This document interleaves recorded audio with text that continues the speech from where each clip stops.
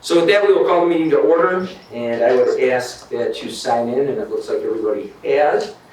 And at this time, I would call on our board chaplain, Supervisor Zerflu, if you would come forward for the invocation. I'd like to thank you, Mr. Chairman, for allowing us to take up a collection. For what?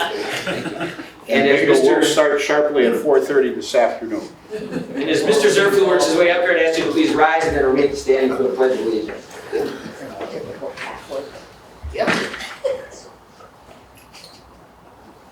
I'm returning to an invocation of June 2016 that I entitled, "Let Us Seek Peace."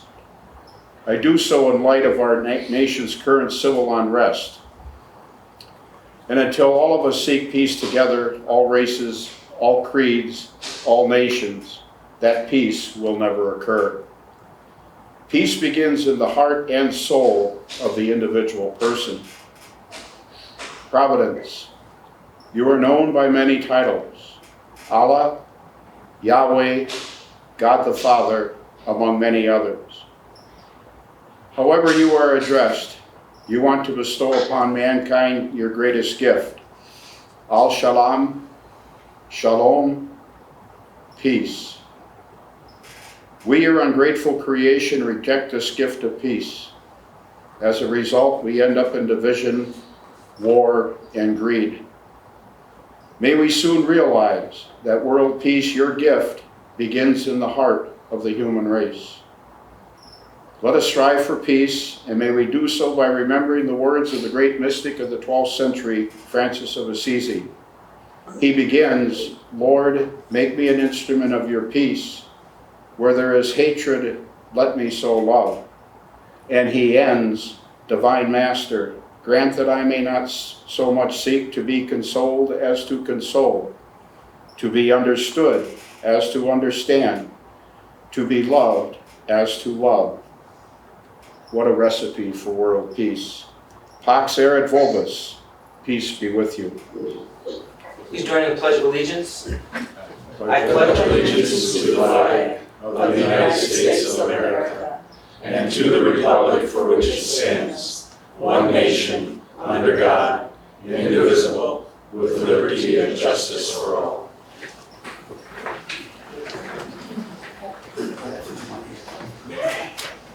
Thank you, and thank you, Chaplain Zerflu. Appreciate that. With this point in time, we will entertain a motion on the minutes from the previous session. And you'll do so on the iPads. I have a motion by Bry, it sounds like, Second. and a second by LaFontaine. We'll go on the iPads for this point so Trent can get these all straightened out. But we do have a motion. We have a second by Supervisor LaFontaine. All in favor, please signify by aye. Aye. Any opposed? And any opposed? And that motion carries. Thank you. Without Supervisor Hamilton here, somebody is going to have to make the motions, okay? All right. We have no excusals today. We have no resignations. We have some appointments and reappointments. Is there any objection to taking all of these at once? Any objection? All right. So the Wood County Library Board for 3-year terms, we have Joe Zerflu, David Barth, Linda Schmidt, and William Voigt. And then to the State Wildlife Advisory Committee of 3-year terms, Dale Weiss and Kurt Pluk. Again, we'll entertain a motion to that. And you'll do so on the iPads. Somebody push. Nobody else knows how to do it. Come on. I don't believe I've ever done it. There we go. All right, we have a motion by Fire, we have a second by Clendenin. Any discussion here? Supervisor Zerflu. Thank you, Mr. Chair. I'm in total agreement with all the nominations, but I'm a little confused that Mr. Voigt, would he be on the South Central Library Board and not the Wood County because he's replacing Ms. Holcamp? No, he's replacing Rusty O'Donnell as a citizen member. Now I understand. Forgive me, sir. Thank you. Marion's replacement was Supervisor Clendenin. So Marion's replacement on the SCLS was Supervisor Clendenin. Okay, so I think the question was in regard to Supervisor Hamilton remain on that, and he does. This was a citizen replacement. All right, seeing no objections. All in favor signify by aye. Aye. Aye. Any opposed? And that motion carries. Do we have any public comment today? Is there any public comment? Just one. One public comment, and that's by our clerk. Mr. Chairman, if I may, thank you. The county board received an email from the Census Bureau and wanted it brought up at the county board meeting. The purpose behind this is for counties to remind their constituents that the 2020 census continues and that it will be important for each county to achieve an accurate, complete count of their residents. Doing so will provide valuable information in making plans for the next 10 years, as well as continued access to valuable infrastructure funding. I am including a snapshot of current response rate for Wood County, as well as some higher and lower rates for municipalities within the county. Wisconsin's response rate is 68.5%, which is second highest in the nation. The Wood County response rate is 76.3%. The Wood County municipalities exceeding the county rate are Marshfield at 76.6, Pittsville at 74.9, Hewitt at 86.7, Port Edwards at 78.7, and Rudolph at 80.2. The Wood County areas lagging behind the county rate are the city of Wisconsin Rapids at 71.5, the town of Hiles at 51.6, the town of Remington at 23.3, and the town of Cary at 55.9. If you have any questions, we have information that we can pass out or get you the guys' information, so just wanted to bring that up. Got a couple of questions. Supervisor Rosa, then I'll go to Supervisor Curry. Thank you, Mr. Chairman. I was wondering, what is the time frame for finishing this so we can encourage people to do it by the deadline? Do you know the answer to that question? Soon. I think it's August.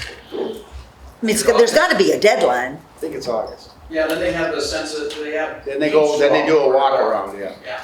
And it should be noted that Wisconsin was #1 the last time we did a census with 81-point-some% nationwide. So they're pushing to do better than that this year.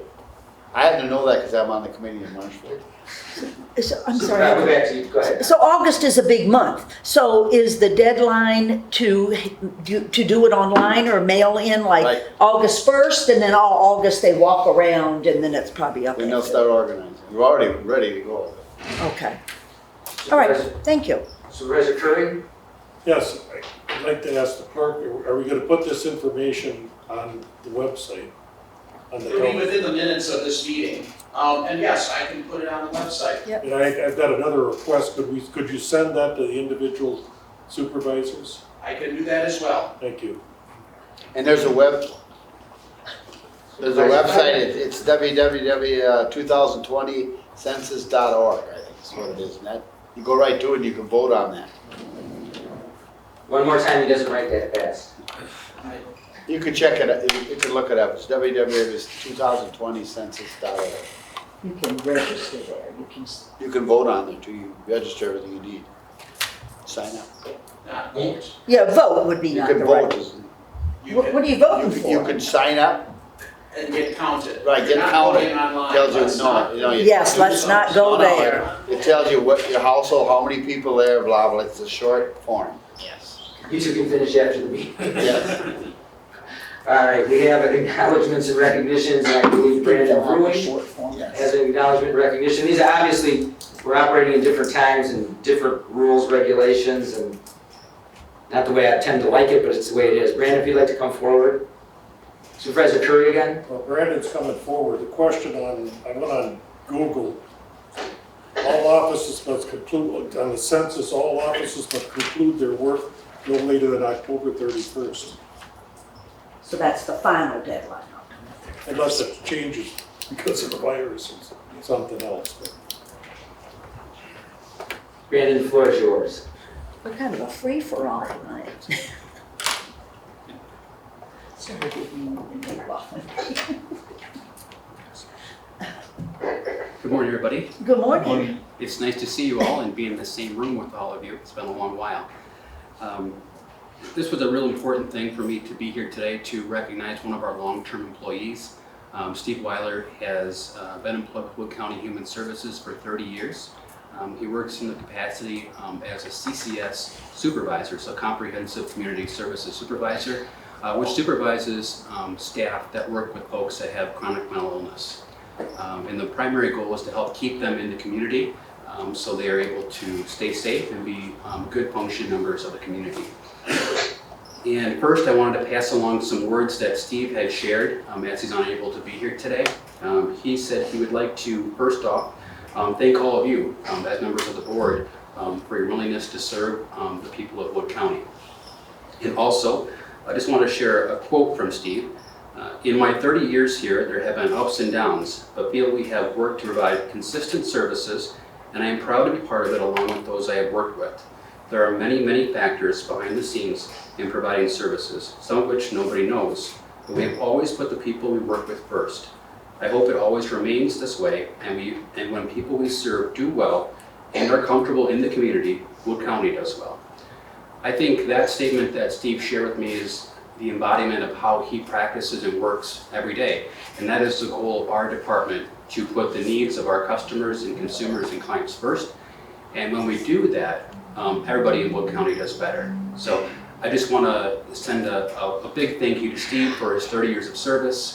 We look forward to working with him for years ahead and are very excited that he's still working with us. So thank you for that. As you join a round of applause, and we can hear that. That was extremely well said. I know the whole board would say the same thing, but I really do want to thank the employees of Wood County who've worked through some very drastic changes to provide services on a daily basis, and I think we've done that generally without interruption. I can't say thank you enough. We will move forward today. We will have a special order of business later, and that is the Park and Forestry Annual Report. But I think we'll go through the packet first. It's not resolution heavy, so we'll move through that. So if we go to page 3 of the packet, we have the referrals. They went to the proper people. If we get to page 4 in your packet, that is the Operations Committee minutes from Tuesday, July 7th, and that's page 4 and 5. Supervisor Wagner. Thank you, Mr. Chairman. I'd like to advise the chairman that when the parameters letter went out, it was done before the minutes were prepared. We put in there that a range for borrowing of 3.0 to 3.5 million. The actual number that was voted on was 3.5 to 4. So you have a wonderful reprieve. But please, when you meet with your departments and work on the CIP, make that correction that it's between 3.5 and 4 million borrowing limit that we had agreed upon for this year. So I want to make that correction and let you know about it now. Thank you. Thank you. We'll go to Supervisor Clendenny, then we'll go. Thank you, Mr. Chairman. I would like to add the information in that letter to go to all the supervisors. I see where it just went to department heads and committee chairs, and I think it's important, especially with that correction in there, so we as supervisors know this. Thank you. And Supervisor Lozerne? that was my request, so he took the words right out of my mouth. So noted, Supervisor Wagner? It's in your minutes now. Thank you. Thank you. Page 6, yeah, that's true. You want it under separate cover still, so? No, it's on page Okay. 6. Yes, I do. Oh, I think it's important that we have that individually to us. I don't know why it didn't go out in the first place to all the supervisors and department heads, instead of department heads and just committee chairs. We'll resend that outside of the packet as a separate document. All right, that was page 6, which Supervisor Wagner was referring to. Page 7, monthly letter of comments from our county clerk. Do you have anything you want to add, county clerk? All right.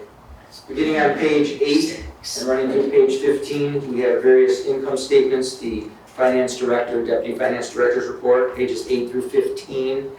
Anybody have any questions there? Okay. Page 17 in your packet is the first of 3 resolutions dealing with tax deeded property. Is there any objection to taking those 3 together? Any objection? All right, I ask the clerk to please read those and combine these 3. The first one on page 17 will be Resolution 20-7-1, to accept the offer of tax deeded property. Fiscal note, after the offered amount with real estate taxes, special charges, delinquent utilities, publication fee, and tax deed expense, there's a gain of $132,525.85. Page 20 will become Resolution 20-7-2 to accept the offer of sale of tax deeded property. Fiscal note, the offer amount minus the real estate taxes, tax deed expense, and delinquent utilities incur a loss of $5,699.67. Resolution 20-7-3 to accept the offer or sale of tax deeded property. Fiscal note, the offered amount minus real estate taxes and tax deeding expense incurs a loss of $4,036.67. Thank you, and I have a motion by Rosa, a second by LaFontaine. Is there any discussion on these resolutions? Any discussion? All right, I'd ask you to please go to the board and vote. Supervisor Bry? Yes. Thank you.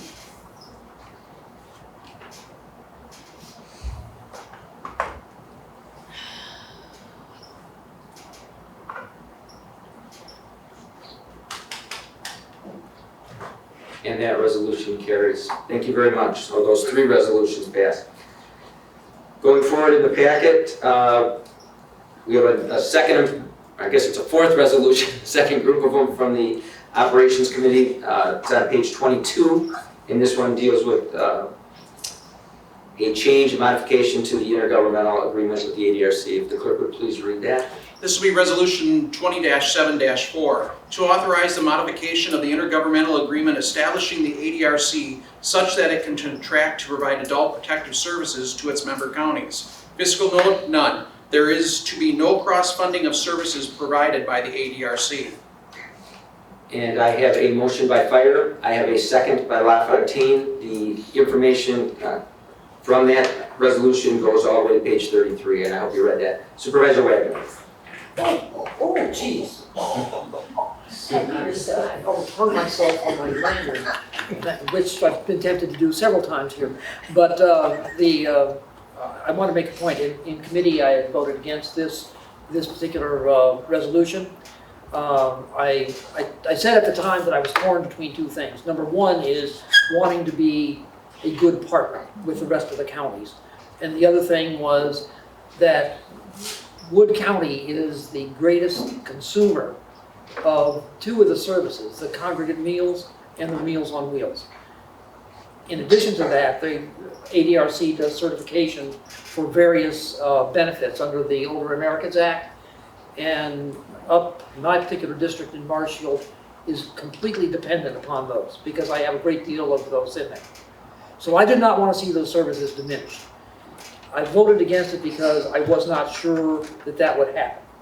I got a call from Chairman Gibbs, Kurt Gibbs, of Marathon County Board, and Kurt and I go back about 12 years. And he and I have worked together on workforce development and several other projects, legislative projects, and I trust the guy. He spent about 20 minutes telling me that he had done everything he could to assure Wood County citizens would not be deprived of any services, nor would those services be diminished. And he did remind me that this is a partnership and it is something that we all work together on. So for that reason, I am going to reluctantly, because I still think there's a lot of unknowns out there, although I have to agree with Chairman Gibbs, he did everything in his power to assure Wood County that those services would not be diminished. There's something unknown out there, but nevertheless, as a good partner, as a good member of the coalition, I'm going to vote for this. So thank you. Thank you, Supervisor Wagner. Any other discussion? Supervisor Rosa, and then I'll go to Clendenning. Thank you, Mr. Chairman. So I had some of the reluctant feelings that Supervisor Wagner had, but I will vote for this resolution. And I just believe that it really puts some responsibility on the people that represent Wood County to conscientiously look at this and make sure that Wood County is not getting shortchanged or losing anything. So that would be my comment, is please, the people that represent Wood County, be diligent in making sure that we are not being shortchanged because of our support for this move. Thank you. Thank you, Supervisor Rosa. Supervisor Clendenning. Thank you, Mr. Chairman. I am voting against this, and I'm going to tell you why. Exactly. I've heard both of these supervisors that spoke that we're going to vote against it. And I thought they had good reasons. Talking to Mr. Gibbs is one thing, But at the same point, we lost our transportation system here when we went to the ADRC, and it moved up to Marathon County. In my opinion, Marathon County runs this whole thing, whether they want to or not, or we want them to or not. But at the same time, just look why we're here. We're here because in the bylaws, and it seems like it changed, or the agreement here, is that all 4 members of it have to agree. It started out with 2 members, which would be Marathon County and Wood County. And then we got the other 2 counties in there. And so they went ahead and they agreed, the other 3 counties, without even consulting our corporation council, they went ahead and did this adult protective services. And that's what brought this all to a light, is that we may lose this adult protective services. Oh, and by the way, we did get the transportation back later on. Because we were good at it and did it. But it still was taken away from us. But adult protective services is what brought this. I was at the Health and Human Services Committee, and I'm a new member of the ADRC. And I'm confused when it comes up for a vote on this, which I'm sure it will. And I understand the past president, chairperson of this, Doug Mahan, and he is opposed to this. And he is opposed to the fact that I believe he thinks that we're going to lose our adult protective services. And I've heard this all the time. Oh, that's not going to happen in Wood County. So then why are we doing this when our corporation council was out of it when they made this decision? So I'm voting no because I think it's very confusing. Any other discussion?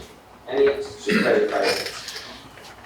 I've served on this committee probably for about 18 years, I think about 18 years. I have a couple of reservations. One is I don't trust one of the organizations that's getting rid of this.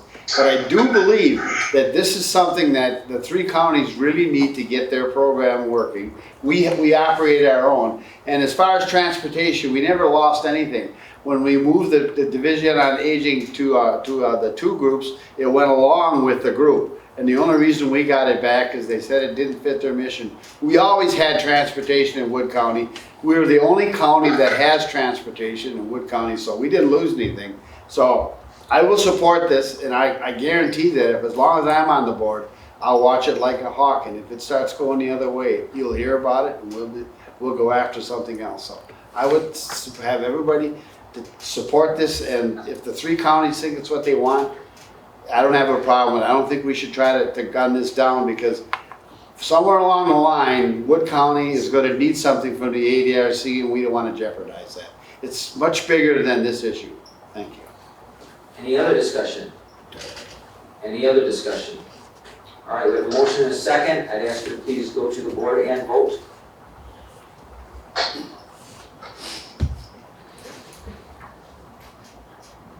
Supervisor Bride? Yes. Thank you. That resolution passes 13-5. 13-5. Thank you, Supervisor Bride. Thank you, Lisa, for he's over there. All right, page 34 in your packet, minutes of the Health and Human Services Committee of June 25th. That's on 34 and 35. The report from the Health Department, beginning with Sue Comfermans, on page 36 and running through page 40, 36 through 40. The report from Human Services, beginning with Director of Rulings, beginning on 41 and running through page 46. CMS, the Center for Clinical Standards and Quality, Safety and Oversight Group, report there on 47 through 56. We have a lot of these fairly large reports. Some of these cover a couple of months. That's why we have so many pages in the packet this month. That's 47 to 56, if anybody has any questions there. Veteran Service Officers report on 57 and 58.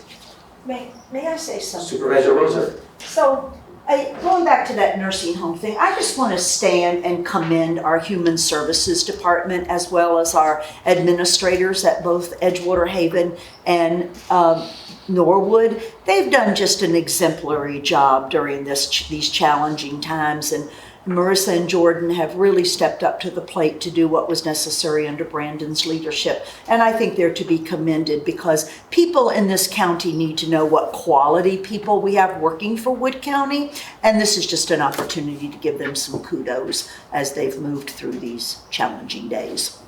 Thank you, Supervisor Rosa. Okay, Supervisor Clement. Thank you, Mr. Chairman. I'd also like to sue Councilman on her reports and how she is doing this. I send that report out to many people that I know and ask for it. And I just think she's doing one heck of a job. Thank you. Just Thank you, wonderful. Supervisor Clement. And Trent too. Back to the Veteran Service Officers report again, it's 57 and 58. Minutes of the Public Safety Committee of June 8th begin at 59 and run through page 63, 59 to 63. Public Safety Committee minutes of July 13th, 64, 5, 6, and 7.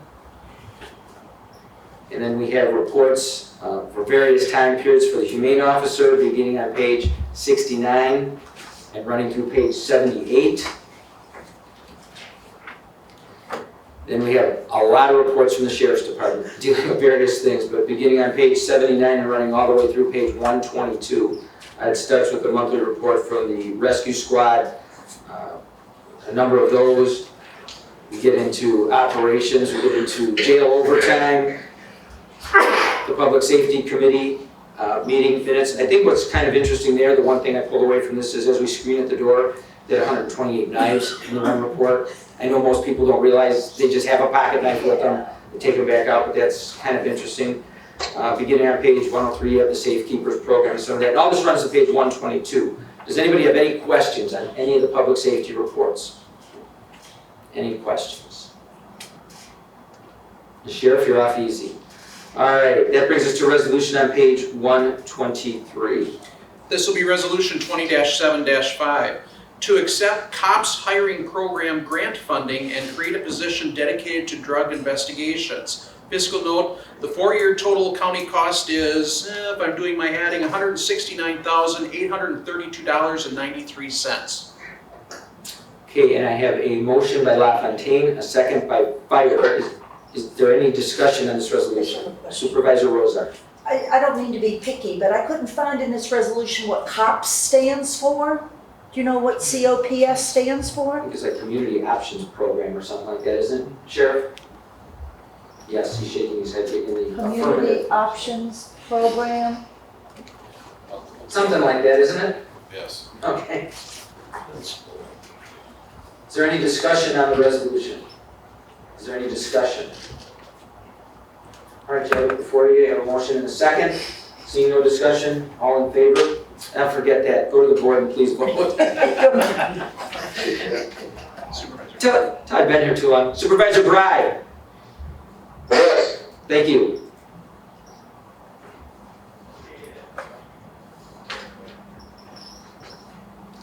That resolution passed 17 with 1 abstention. Supervisor Fisher.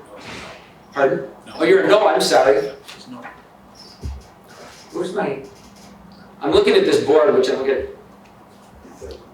I gotcha. Yeah. Okay.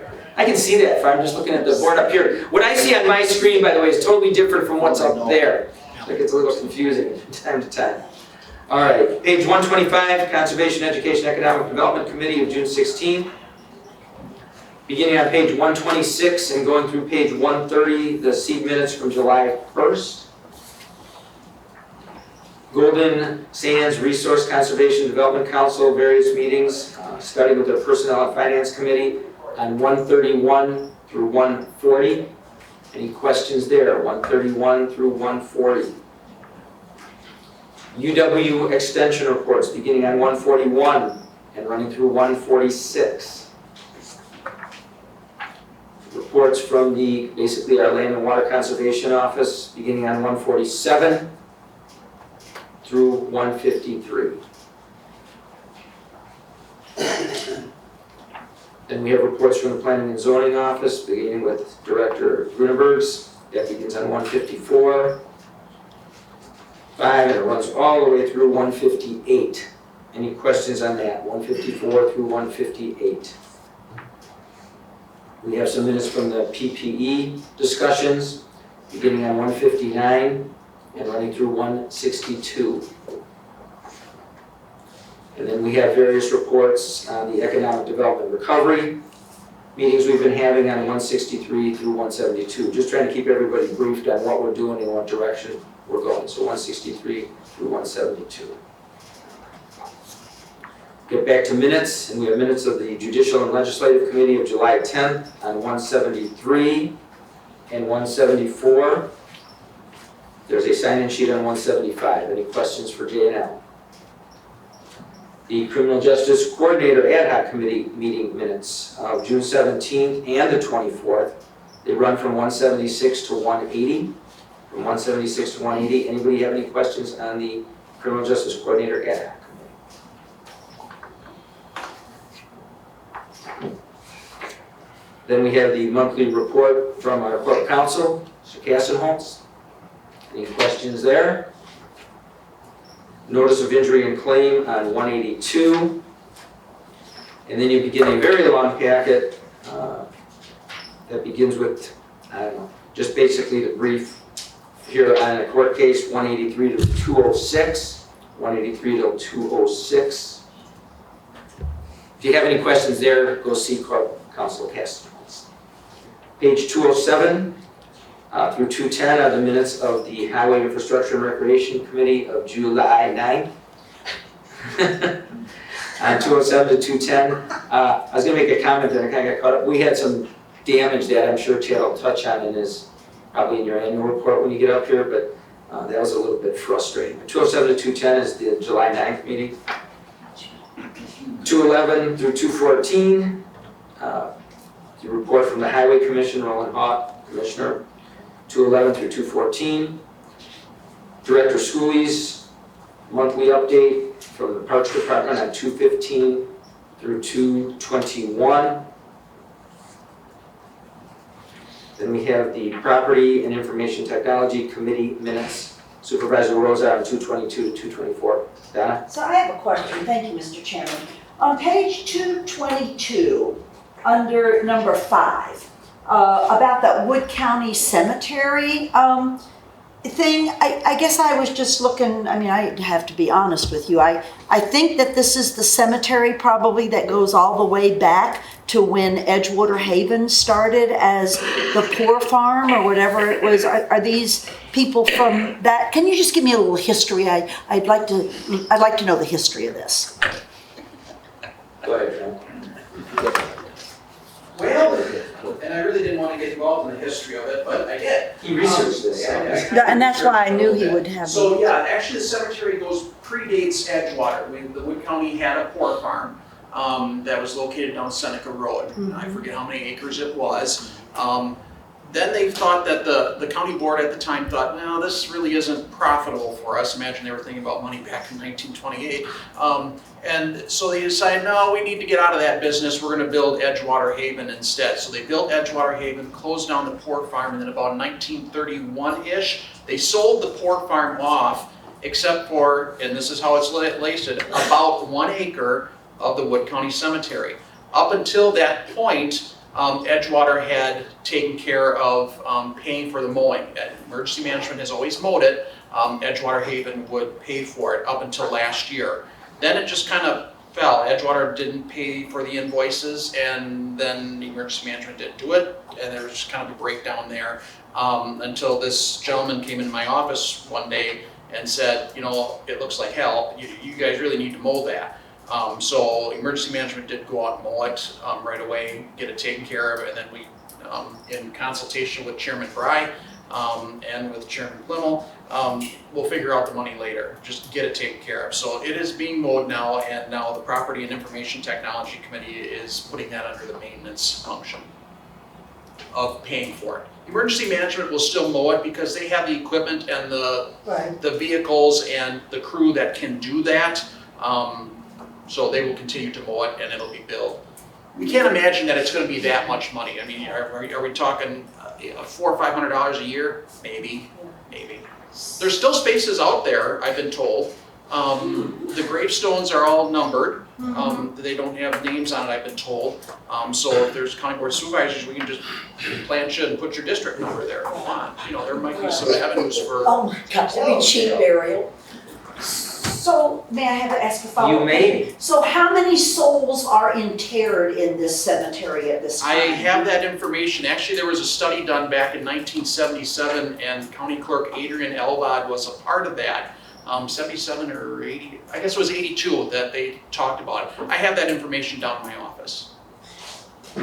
I'm sorry. Keep going. Okay, so if you kind of know how many souls, how many plots would still be in there? Because, you know, we have destitute people that die sometimes that don't have money to buy a burial plot. Would it be appropriate to use some of those plots for some of these individuals that don't have? And actually, when I said about planting county board supervisors, that was said in jest, wink, wink. No, I'm not talking about. So I believe the cemetery is closed. I don't believe we can go in there and start it up as a cemetery again. Yes, I would think that was true. Supervisor Ashbeck. Thank you, Mr. Chairman. I mean, was it Mamie Eisenhower that somebody at one time made it past a federal law that all cemeteries have to be maintained? And we have to maintain them for the town, and we have to maintain them for the churches. We have different churches with cemeteries, and they have to maintain them. So why shouldn't the county have to maintain their own cemetery? We in the rural areas have to. Yeah, we all. So my understanding is that when a cemetery becomes abandoned, we kind of dealt with this out in the town of Dexter. There was talk about discontinuing that one, King George Highland Cemetery on Dexterville. And the nexus of the universe happens to be in that cemetery. It's just a nightmare it's horrible as far as surveying and how much land is there. It's just a nightmare. So the family was saying, no, we just want to get out of this. Well, then the township has to take it over. If Wood County were, I think there's some statutory language in there that a township has to take over an abandoned cemetery. I'm not sure that's the avenue the county wants to really go down and push this on to Seneca. It's fine the way it is. It's taken care of. It's being mowed. At this point in time, it was ours, we felt it was our responsibility, and we moved forward that way. Supervisor Rosar, did you have a follow-up? No, I just think the history of these things is just fascinating. And I appreciate you taking the time to look at that history, because the whole history of Edgewater Haven to Wood County is a fascinating history. And I would hate to lose that. So I hope that you have put these notes in a file or somewhere, so 40 years from now, when somebody stands up and asks the same questions, they can go to your file, because it's important that we don't lose that historical perspective. And that's how I found it. I didn't think I did, and then I happened to come along in our file cabinet, which was maintained after Adrian Elvod through Tony Rouge, through Cindy Seapress. They kept everything. Those guys kept everything, bless their hearts, and that's very good information to have. Yeah. Thank you. And this whole discussion is, the minutes of this particular meeting are in that file too, so there's no question on who's doing the paying and how it's being handled, so. Thank you. Okay. We're still on 222 to 224. Any other questions there?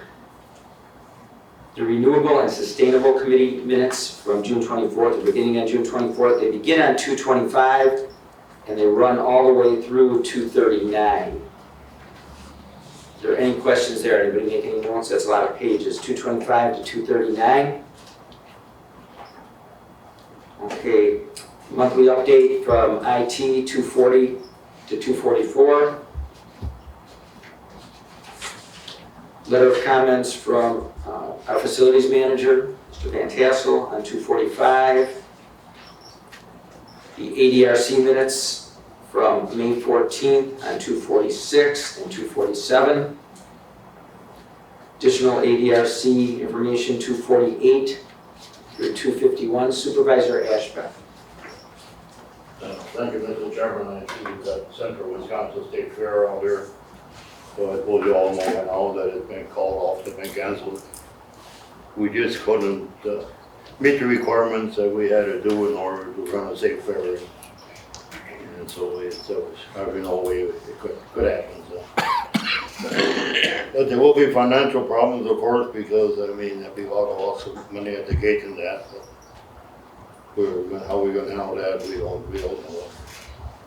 To me, the fairgrounds in Marshall is one of the biggest deals for economical development in the county, with all the horse shows and all the tractor pulls and breakfast in summer. I mean, we do bring a lot of money into Wood County because of the fairgrounds.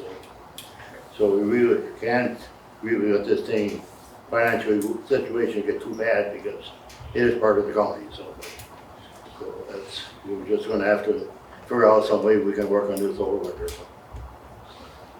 Supervisor Ashton. So that's in regard to the minutes of the Central Wisconsin State Fair on May 18th on 252 and 253. Any questions there? McMillan Memorial Library Board of Trustees, June 17th. That's 254 and 255. South Central Library System Board of Trustees at 528 and 256, 7 and 8. Supervisor Clendenning.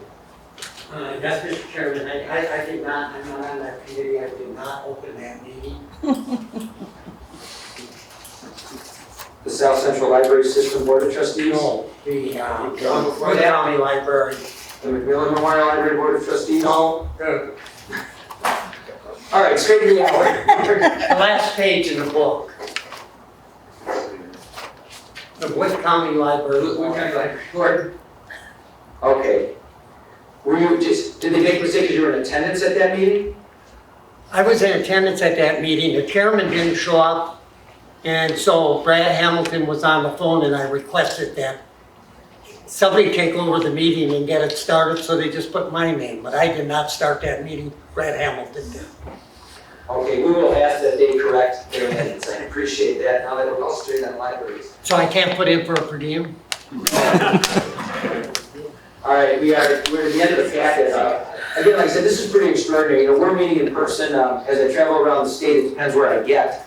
Milwaukee yesterday, I was in a room with, 6 people in a room that held 400.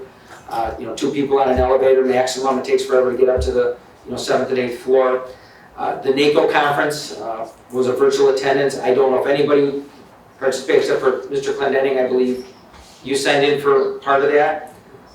Again, a valuable resource, and for those who have never attended a conference out there, the NACO Explorer app, I'm always amazed when somebody says to me, we should find out how much of something exists somewhere.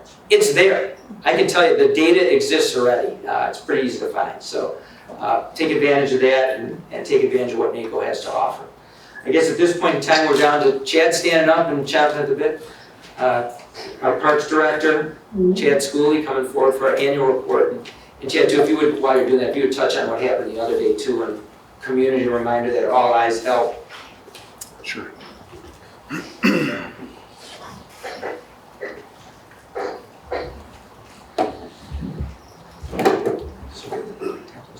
All right, good morning. Good morning.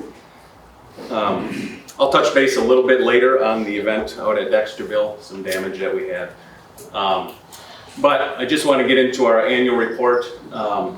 So this morning, as I was getting ready for work, my daughter asked me, she's a 13-year-old, and she asked me, Dad, what's the occasion for your fancy pants today? And I said, well, I usually wear jeans, 99% of the time. I said, well, I'm actually doing our presentation today for the 2019 Parks and Forestry Report. And she said, well, why are you doing 2019's report in July? And I said, well, historically, and it still is, July is National Parks and Recreation Month.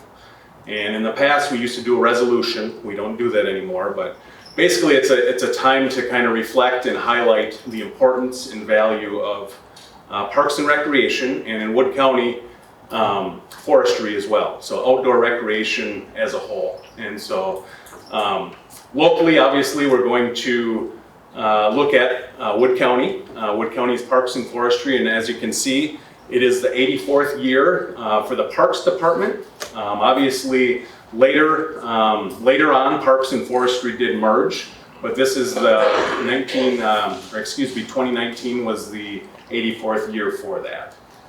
So getting into this, basically I want to touch on a few things. I always start out my presentation just giving thanks for all of our employees.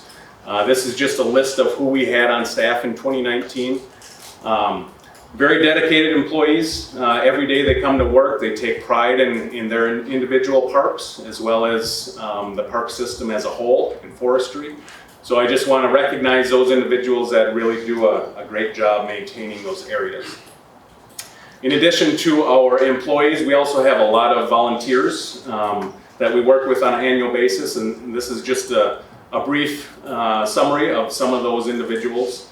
And so again, without their help, on here we do not have, and they're not really volunteers because they do get reimbursed somewhat, but we also work with the emergency management program. That's kind of on hold right now because of everything with COVID, but we do get a lot of hours from that particular department and that agency assisting with keeping up our parks and forestry areas. So some of the events in 2019 we'll touch base on. So 2019 we had our second. We have partnered with the McMillan Library. They actually approached us to see if they could do a Movies in the Park event, and so that was the second annual event out at Red Sands Beach location. We also have a winter and a summer outdoor skills event through the Kiwanis. And so they utilize Netco in the wintertime and Southwood County Park in the summer months. The 12th Annual Jigsaw Run, and so this event utilizes the trail system around Lake Wazeecha, and it's basically a fundraiser for autism awareness. And they get a very large crowds every year. It's a very nice event for the community, as well as really highlighting, along with all these events, highlighting our parks and getting more people out into them to enjoy them.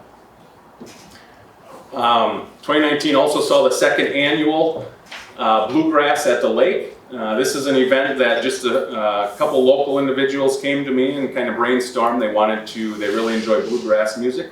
And so they came and wanted to start basically a concert series. And so it turned out great. Second year, they got a lot bigger crowd, and they were hoping, obviously this year, it did not happen, but they're hoping to have this as an annual event out at our Southwood County Park as well. The State Water Ski Show. Again, this is kind of a common theme. This year was a little different. It was just a one-day individual event, but last year there was the full tournament. Basically Thursday through Sunday. It brings in thousands of people into the community, utilizing our parks, but also into the hotels, motels in Wisconsin Rapids, overflow into Clover, Stevens Point. So very, very large and beneficial event for our community. Another fundraiser, this one is basically for local cancer organizations, and this was called the Limitless Boot Camp. Basically, it was a walk-run this past year. The year prior, there was an obstacle course, and basically utilizing the different areas around the park. Another Breast Cancer Family Foundation. So as you can see, there's multiple community fundraisers that utilize our different park areas. Powers Bluff. This has been spearheaded by our office staff. So Sandy and Sue have put this on and organized, mainly Sandy, over the past few years. And so basically, it's they invite different crafts and vendors and things like that come in, and they pay a certain amount, and those dollars go to our development project out at Powers Bluff. As you guys were all aware, the county board and our oversight committee in particular really wanted to get the ball rolling on ATV trails and routes. And so 2019, we saw a couple ribbon cuttings for some of the trail systems that we signed on county forest, as well as the town's routes that were added or mapped and put into an inventory so people could see what was open. So we had one at Ho-Chunk Gaming. They were a sponsor of one of those events, and then also, here's a picture of that. also at our Dexter Park. And so this was the ribbon cutting for 10 ATV sites. So basically people can camp there and access the route through the park and then get onto some of the town roads that lead to wherever you want to go. So this obviously is an evolving project. We are looking at constructing. We were grant recipient last year, so 2019, we received a grant for adding another 4+ miles of trail, as well as doing some improvements at our existing ATV intensive use area also. The big ribbon cutting for the solar panels, and this was at our Netco County Park shelter buildings. Basically, this was one of the initial grant recipients from the newly formed committee. Remind me what that's called. Renewable and Sustainable Subcommittee, thank you. And so this basically, this power that's generated here offsets the use that we have at the shelter building, as well as some of the overhead lights in that area. If you haven't seen, I did have this in our packet a few months ago, but we do now have a link on our website. If you went into the, basically the Netco tab, you can see on a daily basis the power that's generated here. So it's kind of neat for the public to see that. If you were to ask me about 2019 in general, one of the biggest things, one of the first things that came to my mind is rain, a lot of rain. And so we obviously dealt with some flooding issues. This is a picture of the Yellow River at Northwood County Park. If you're familiar with that park, basically the crossing that gets over to the campground was probably closed just as much as it was open in 2019. We just had a tremendous amount of rain and things just didn't dry out. So that was one big thing. And then obviously in July, we basically had a county-wide storm that came through, a windstorm. You know, usually it only hits one of our parks or our general area, but we had widespread damage at Southwood County Park, Dexter, Northwood County Park, Powers Bluff a little bit. So it was quite substantial, and we're just about done. We're actually just finishing up some of these roof repairs that we've got on some of our buildings, but you know, the crew that went out to respond to this storm initially, and just the follow-up over the next several months. Guys did a great job, guys and gals out in the field. Did it safely, did it done in a very timely manner, and we really didn't skip a beat as far as keeping our facilities and campgrounds open. They do a great job out in the field. So, one issue that kind of came to the forefront was a lot of our parks join private property, obviously. And when we have a large storm system like this and we don't have a buffer per se, we start having issues with leaning trees and just identifying property lines. So part of the cleanup really was, as you can see, we actually hired a contractor because our staff, we just aren't trained in climbing trees and rigging those trees in a different direction. So sometimes we do have to hire consultants or contractors to come in and drop trees, and this is one example of that.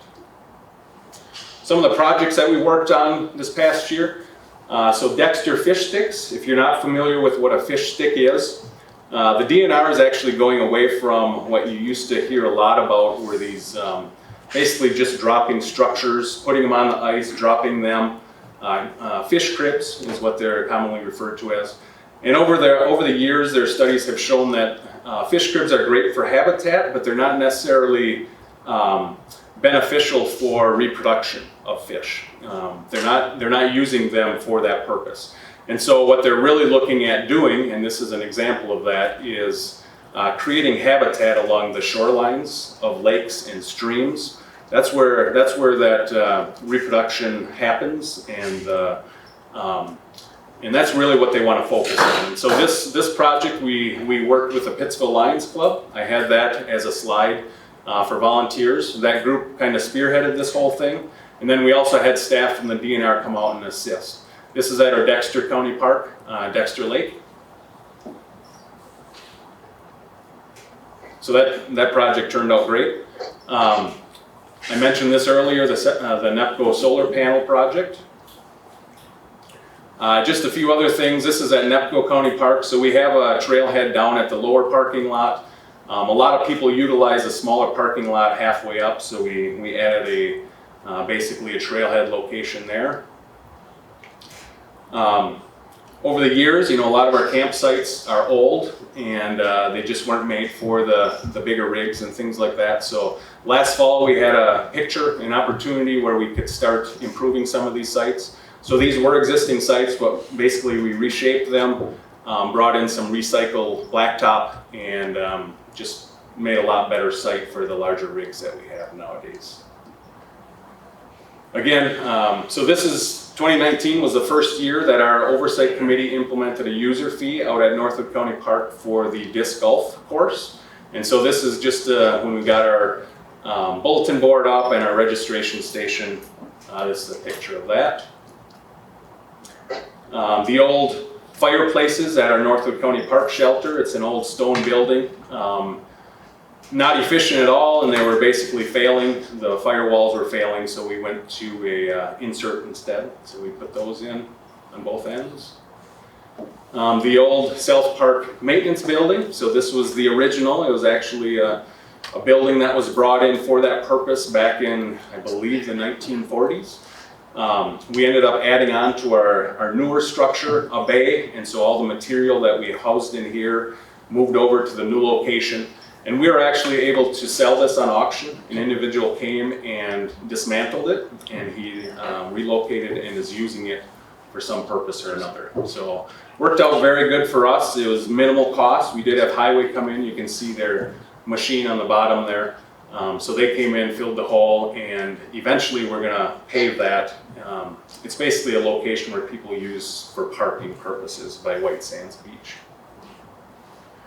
Powers Bluff Ski Trail. So this was the first season, not this past winter, but the one prior was the first season we had about 2.5 miles of new cross-country ski trail at our new property at Powers Bluff. And so just a picture of the trailhead off of Highway N. If you recall last year, we had slides in here for a new tow operator building at Powers Bluff. So that was constructed 2 seasons ago. And that obviously allowed us to remove the old structure that you see on the left-hand side. So that gives us a lot more room for our towing equipment up and down that hill. And the building itself had an old wood stove, and it just wasn't constructed the best. So that's why we removed it and built a new one prior. So Southwood County Park, this is our newest project that we have. As you can see, this was at the beginning stages of this project. Basically, those old wing walls used to be changing rooms. All of our beach houses, most of them, all of them still have those except for this one. And so we were looking at ways, how can we make this more usable? No one's using those beach houses as far as the changing room. They're huge. It's just different from when this was built. The bathrooms were, if not original, very close to original. They're in very rough shape. So we ended up coming up with a design and basically utilizing both sides, east and west, for a covered shelter. And so those are now complete. That whole project is complete. But 2019 is kind of when we got it started. And there's a few other pictures here, just with inside of those changing rooms. All right. 2019 was also, we had a lot of different plans out there for Powers Bluff. As you're aware, we had a trail design, we had a multi-use warming house design, which was created several years ago.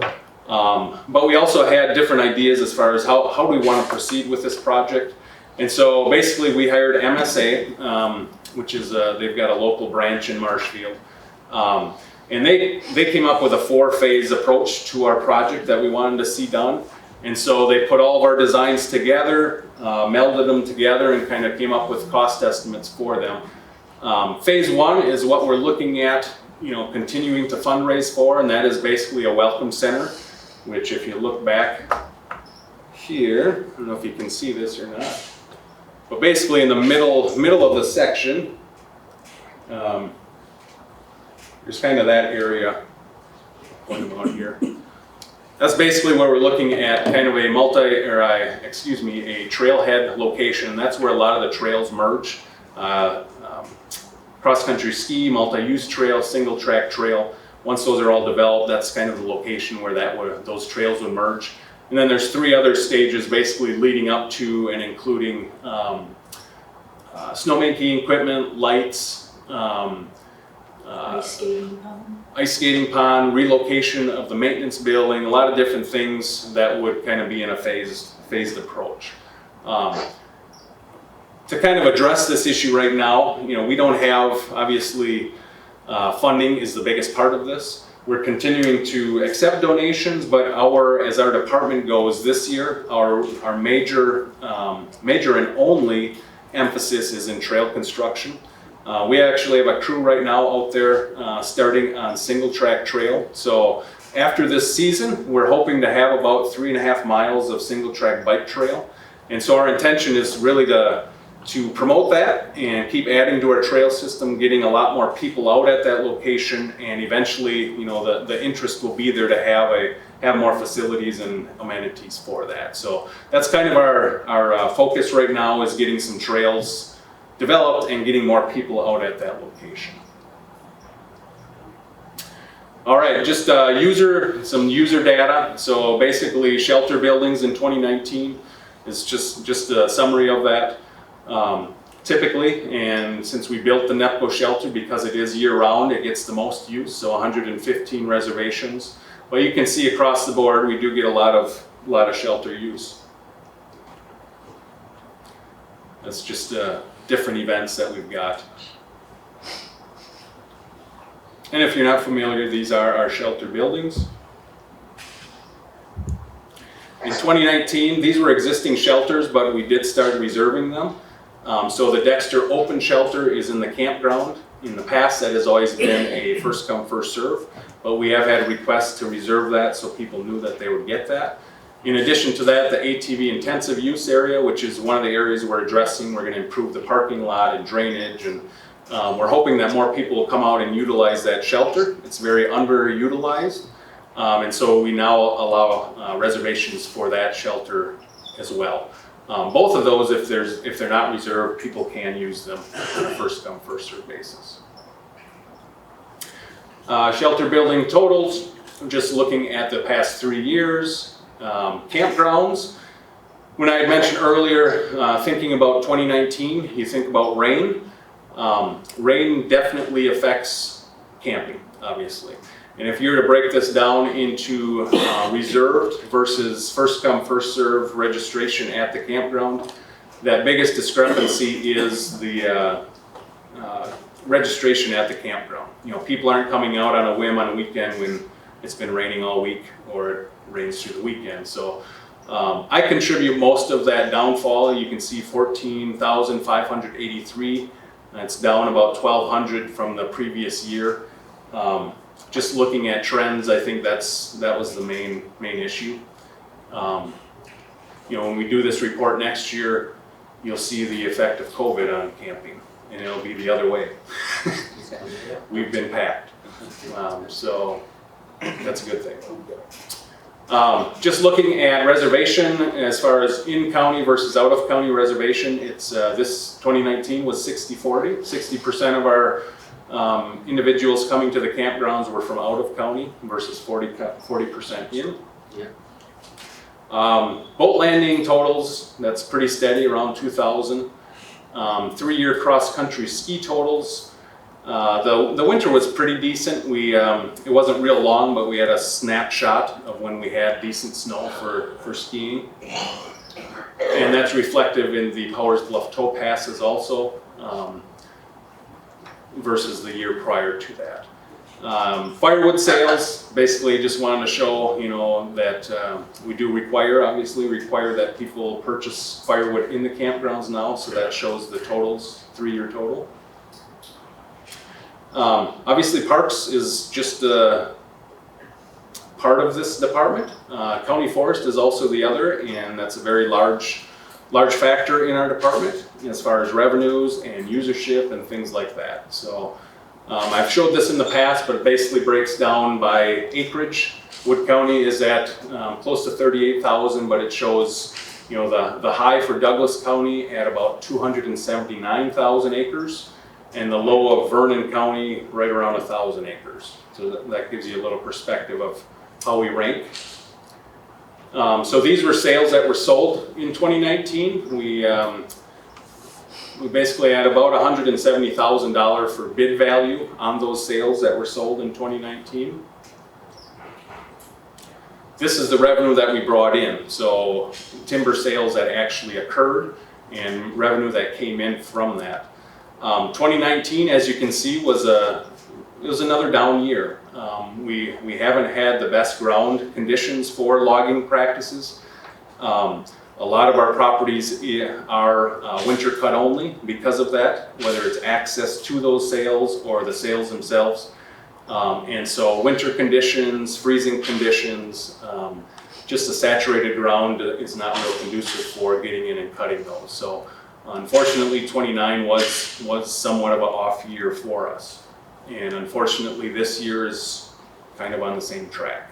So I hate to give you that news, but it is the reality of the industry. So this just shows, townships that have Wood County Forest in them, they do get a certain percentage. Basically, it's 10%, and then it's prorated by the number of acres within that township. Just a pie chart of different revenues. The pink is the larger, the camping operations. The other large one is forestry operations, and then different miscellaneous in between. Same information, just in a different format. As you can see, the biggest difference between the blue and the red are the timber sales from 2018 to 2019. And this is basically bottom line. So where were we in 2019 budgetary wise? As you can see, when everything was done and said, as far as expenses being spent and revenues coming in, our net tax levy was $773,000. Our budgeted number, $653,000. So it's not that we overspent, we stayed within our expenses, but our budgetary revenues, primarily from timber sales, was not there. So, you know, this doesn't occur a lot in our department. You know, a lot of times we are well over that, or well under the tax levy because of increased revenues, but this particular year we were under, or excuse me, over. Ed from the finance department wanted to just break down, and I've had this similar slide in the past. Big picture, looking at the entire county, what percent are we as a department? And basically 2019 we're about 2.4%, and you can see the last 10 years where Parks and Forestry has been for tax levy compared to the other departments. Talk about tourism dollars every year as well. 2019, and this is put together by the state travel industry. If you were to look at the total tourism impacts, direct visitor spending increased in Wood County 3.67%. That was basically 100 million up from 96 million. So, you know, again, Wood County Parks and Forestry is definitely not the only player in this, but we are definitely a contributor for income that comes into our county from visitors. So, and with that, that's about all I had. I did want to touch base on the Dexter Vandalism. So if you have not heard or haven't seen we've got it on Facebook. Sheriff's Department also has that link on there if anyone has information. But basically over the weekend we had several different vandalism issues, specifically at Dexter County Park in the beach house. Sinks broken, toilets broken, things knocked off the wall, signage busted. So I guess, you know, it's something that happens unfortunately within our Parks Department, and we deal with it. But I encourage anyone that has or may have seen something, or if you hear something, you know, these parks are obviously paid for by taxpayers, by user fees. And it's very disheartening when you see that, because our guys, they really do a great job, keeping them up, and then they come to work on Monday and they see this and have to deal with it. So unfortunately, like I said, that happens. But if you know of anything as far as who's done it, if you hear something, let us know as a Parks Department or call the Sheriff's Department. That'd be great. So. Thank you. I have two questions. Supervisor Rosar. Two questions related to the vandalism. We have insurance that covers that, or is there a high enough deductible that we have to pay? Yeah, so we obviously do touch base with our safety and risk manager, and so there is a deductible for all events, so we'll have to work through that. I don't think we have a final number yet as far as what that cost is going to be. Second question. Sorry, Mr. Schooley. This is Nick, the safety risk specialist for the county. Could I have 2 minutes? Yes, sir. Okay, so Chad, I know this just happened. What the normal procedure is, supervisors, will be that Chad will get the cost, submit that to me. That will be covered out of the property and liability deductibles, and then if we do find out who was responsible for it, that'll be subrogated, and I'll work on that through my line items. So it'll be taken care of. It'll be covered under our insurance. Our deductible is $25,000. So basically, the only recourse at this time is if we do find the responsible parties and subrogate. Thank you. So I have a second question. So this little graph here is really interesting about the amount of energy that solar thing is bringing. So how much energy do you need to run the Netco park? How much? And then what do we do with what's left over? Okay, well, that's a good question. So this specific setup, there's different setups for solar. This specific one feeds directly into the meter. And so just to give you an example, so the month of March, we had very little activity in the shelter, but we have lights on, we have the heat or AC going. Mm-hmm. For the month of March, we basically had a zero usage fee. There's certain fees that are monthly regardless of how much energy we make. And that's dependent on the company that we get it through. So we go through Alliant at that location. So there's still monthly charges just to have the hookup, but it was basically a wash for the month of March. To answer your question, how much does it cost, or how much energy does it take? That really is month by month, depending on usage. I'd have to dig into a little bit more, but I just found it interesting for the month of March that it was it created enough energy to provide whatever was running. And we have overhead lights that run every night, dusk to dawn type of things on the building, outside of the building. Like I said, we also have AC heat depending on the time of year. So, and as far as overages, so basically, I don't know if we've had this situation, but I believe we would have a credit at the end of the month. I think that's how that works. So if it creates more than what we use, it would show as a credit at the next month. So. Yeah, because I'm looking at this grid for the year, and of course the summer months that had more sun, that's where you're going to get more production of kilowatt hours. But it doesn't store it then for us to use in the winter. Correct. It just goes into the grid and we get it. Right. That is an option. It just bumps that cost up quite dramatically if we had battery storage type of thing. So this is really just real time, offsetting that usage. This is really cool. I didn't know that this was here, so very cool. Supervisor Ashback? Rob, did you have a question, Supervisor Ashback? Yeah, when we started way back, we had this group of people that had to raise that money for the wine, like the Ocean Nation and the Friends of the Powers Welfare. The Friends of the Powers Welfare, they ain't around yet, or did that dissolve? Or? Yeah, so they do not have an active. I believe they're still keeping up their. They put some money in that time for that campaign, but I haven't really heard from them since.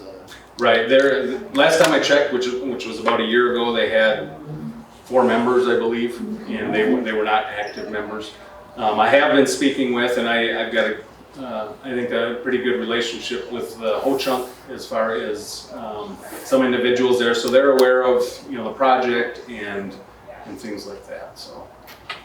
You people in the south, the county pretty well has control, but we in the north, we have 4 or 5 sections of land that strictly belongs to the DNR, and it does make different management, different invoice, money come into the county. We have no campgrounds or anything like that we can set up in the north, They help our towns and businesses, Right. They got walking trails and they got that shelter built, but there's really no circle revenue to come in like you do here with the campgrounds and that, so. Any other questions of? I'm sorry, I just got all these questions. So now that people can reserve these shelters instead of just going on the first time, is there a nominal fee associated with that reservation? So that would be a revenue stream because you're assured of using it. Okay. Yep. Yeah. Any other questions of Chad? All right, hearing none.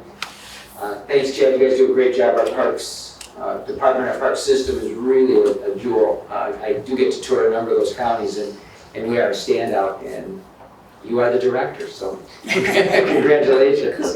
Thanks. And the other point he made was, and it does not relate to just parks, but our sheriff's department, in conjunction with our departments internally, as well as other law enforcement agencies, are real proactive in trying to handle these cases. The point, though, is 70,000+ sets of eyes are greatly helpful when we look to solve these cases and we look for that cooperation. So whether it was you or somebody out there in the community, keep your ears open. Community, keep your eyes open, so we can keep things running smoothly without any damage and vandalism. All right, next meeting, this is an unusual time, usual date. It's going to be July 31st, and that is an informational meeting. No decisions made, they're strictly informational on the study they've been doing on the need for and what the construction. I don't know if they'll have cost breakdowns yet, but they will, for a jail. So I think it's imperative that all the board members show up to hear that so we don't piecemeal this out. Let me go to Bill Clendenning, had a question, then back to my Friday. Thank you, sir. Is it going to be, can you get it this way? Because I have a conference with the Towns Association. Can you? Yes, we can have a virtual presence. Oh, okay, thank you. And, kudos to the IT department too, who've made these virtual meetings possible and been there every step along the way. Thank you, Lisa. Mike? I think we'll also accept questions. So, instead of having rumor, Bill, if we can get it, trying to get it all in one package so we don't have to. The more the merrier, everybody should show. Yeah, we're trying to provide the information, answer questions, so whatever direction we decide to go, at least you have the information at hand. And that is 31st. Note, that's 9 a.m., not 9:30, 9 a.m. All right, any other questions, any other business that needs to come before us today?